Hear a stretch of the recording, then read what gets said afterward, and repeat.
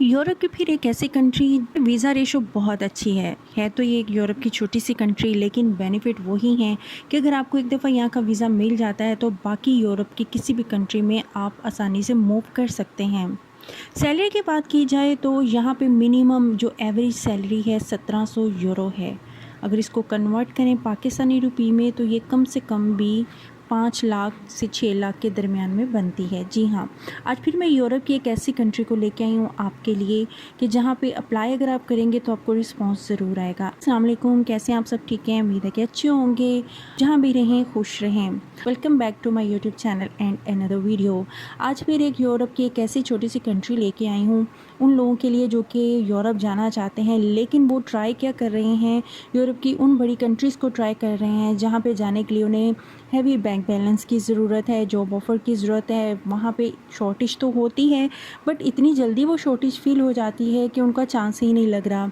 और अगर आपके पास पैसे भी कम है तो जी हाँ, ये अगेन वीडियो आपके लिए। जैसा कि मैंने एक और वीडियो अपलोड की है स्लोवेनिया को लेके। स्लोवेनिया भी यूरोप की एक छोटी सी कंट्री है, लेकिन वहाँ पे वर्कर की शॉर्टेज रहती है और बहुत सारे बेनिफिट्स हैं। इसी तरह ये भी एक यूरोप की वो कंट्री है जहाँ पे अगर आप अप्लाई करते हैं तो आपको इसका रिस्पॉन्स भी जल्दी आता है।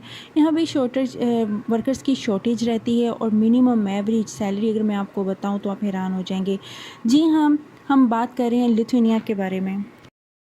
और अगर इनकी वीज़ा रेशो की बात की जाए तो 99% है। और इसके अगर वीज़ा प्रोसेसिंग की बात करूं तो जस्ट 2 वीक है। जी हाँ, जस्ट 2 वीक में आपको इसका वीज़ा प्रोसेस होके आपको मिल जाता है।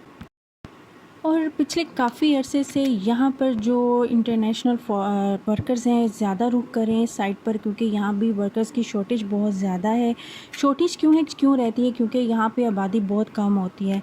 इस वजह से इन लोगों को रिक्वायरमेंट रहती है कि बाहर से फॉरेनर्स को, इंटरनेशनल वर्कर्स को यहाँ पे हायर किया जाए। मज़े की बात ये बताती जाऊँ कि यहाँ की जो गवर्नमेंट है ना सिर्फ इंटरनेशनल वर्कर्स को यहाँ पे वीज़ा देती है, वेलकम करती है, बल्कि रीलोकेशन अलाउंस की सूरत में 3444 यूरो भी देती है, जो कि अगर कन्वर्ट करें पाकिस्तानी रुपये में तो 12 लाख पाकिस्तानी रुपीस जो है बनते हैं। ये एक छोटा सा कंट्री है जिसका जो लैंड बॉर्डर है वो 3 कंट्रीज से मिलता है, लेटविया, बेलारूस एंड पोलैंड। और इसका जो एक साइड का बॉर्डर है स्वीडन से मिलता है। चूँकि ये एक यूरोपियन मुल्क है तो इसने यूरोपियन मुल्क की मेंबरशिप 2004 में हासिल की थी, इसलिए आपको यूरोप के दूसरी कंट्रीज़ में जाने के लिए वीज़ा की ज़रूरत नहीं होगी। लेकिन अगर आप इन दूसरे यूरोपियन कंट्री में विज़िट के लिए जाते हैं, वहाँ पे अगर आपको अच्छी अपॉर्चुनिटी मिल जाती है तो वहाँ भी आप अपना करियर स्टार्ट कर सकते हैं। इसकी अगर टोटल आबादी की बात की जाए तो 5,41,000 है, जो कि पिछले कई सालों से ऑलमोस्ट यही है। इसी वजह से यहाँ पे वर्कर शॉर्टेज बहुत ज़्यादा रहती है, इसलिए यहाँ की गवर्नमेंट जो है आने वाले हाईली स्किल्ड वर्कर को वेलकम करती है और इनको 3,444 यूरोज़ जो है रीलोकेशन अलाउंस जो है फराहम भी करती है। लिथुआनिया में अगर मैं आपको कम से कम सैलरी बताऊं तो 1700 यूरो है, जो कि एवरेज सैलरी है यहाँ की। जैसा कि आप प्लम्बरिंग का काम कर रहे हैं, इलेक्ट्रिशियन का काम कर रहे हैं, पेंटिंग का काम कर रहे हैं, ड्राइवर हैं, तो कम से कम जो आपको सैलरी दी जाए पाकिस्तानी रुपये में कन्वर्ट करें तो 5,41,000 बनती है। और इसकी सबसे अच्छी बात यह है कि गवर्नमेंट की तरफ से इनको ये इंस्ट्रक्ट किया जाता है किसी भी वर्कर को इससे कम सैलरी ना दी जाए।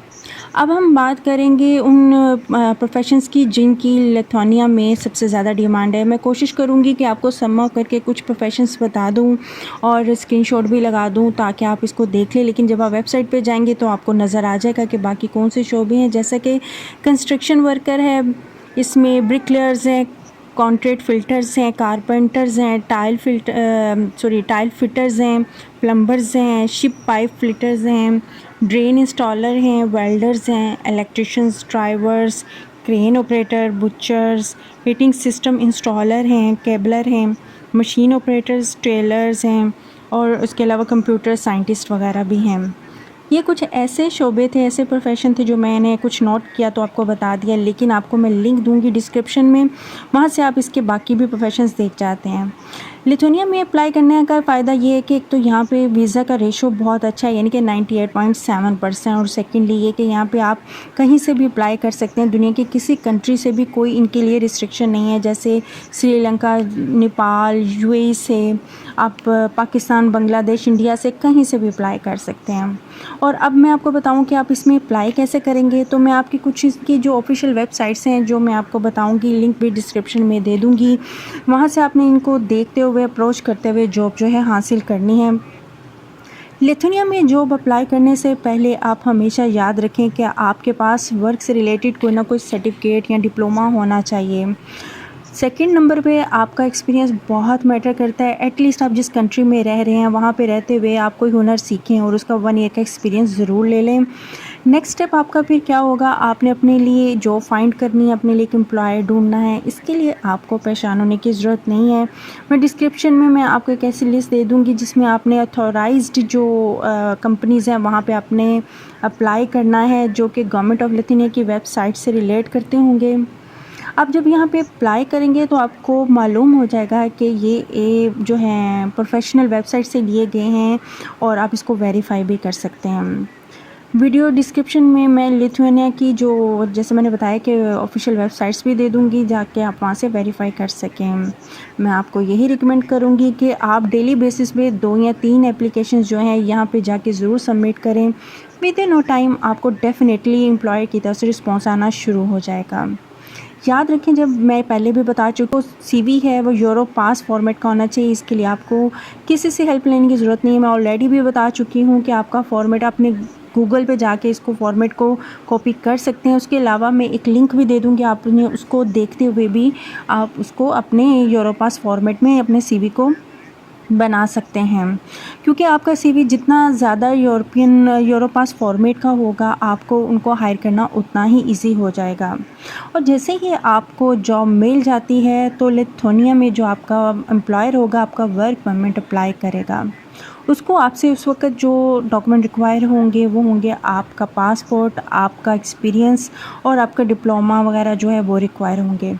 और एक दफ़ा जब आपको वर्क परमिट मिल जाएगा तो उसके बाद फिर आपको वीज़ा भी मिल जाएगा। क्योंकि जैसे ही आपको वर्क परमिट मिलता है तो आपका एम्प्लॉयर जो है इन्फॉर्म कर देगा, थ्रू ईमेल आपको इन्फॉर्म करेगा और फिर आप लिथुआनिया के लिए फिर डी वीज़ा जो है वो अप्लाई करेंगे।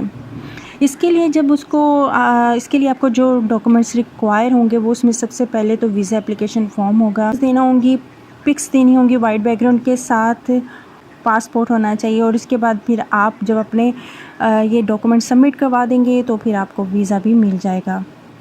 उम्मीद है कि आपको मेरी ये इन्फॉर्मेशन भी अच्छी लगी होगी। अगर आप बाहर जाना चाहते हैं तो हार्ड कंट्रीज़ को चूज़ करने की बजाय इन छोटी कंट्रीज़ से भी आप स्टार्ट ले सकते हैं, ताकि आप एक कम से कम फ्यूचर में पहला स्टेप तो ले सकें। चैनल पे नए आए तो चैनल को सब्सक्राइब किए बगैर मत जाएं। वीडियो अच्छी लगे लाइक एंड शेयर ज़रूर करें। मिलते हैं नेक्स्ट वीडियो में इसी तरह यूरोप की एक ऐसी कंट्री की इन्फॉर्मेशन लेके जहाँ पे स्टार्टिंग के लिए तो कम से कम अप्लाई करें और आपको जॉब मिल जाए और अब वहाँ जाके फिर आप किसी भी और कंट्री के लिए मूव करना आपके लिए आसान हो जाए। मुझे रखें दुआ में याद। मिलते हैं नेक्स्ट वीडियो में नेक्स्ट वीज़ा इन्फॉर्मेशन के साथ, यूरोप की या फिर किसी यूरोप की कंट्री की हिस्ट्री के साथ। टिल देन अल्लाह हाफिज़।